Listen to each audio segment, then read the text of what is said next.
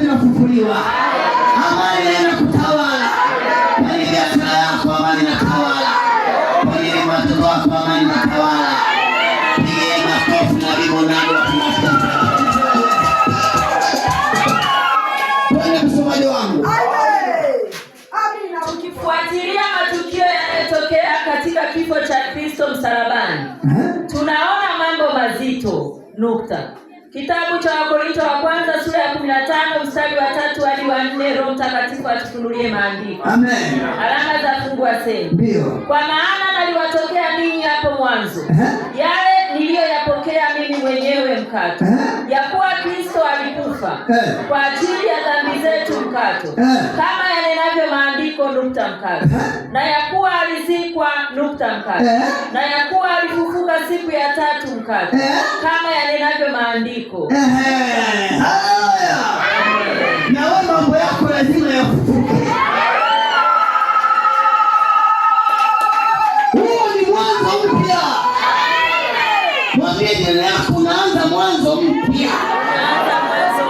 Unaanza mwanzo mpya. Mwanzo wa kijani kibichi.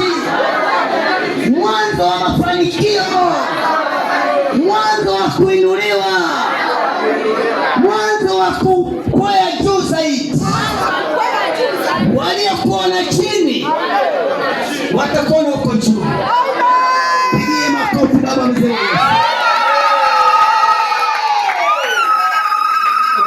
Mwanzo mpya. Waliokuzana watakuheshimu. Hiyo ni Pasaka ya mwaka 2026. Lazima itatende makubwa juu ya maisha yako. Paka kwenye elimu za watoto wako. Ni mwanzo mpya.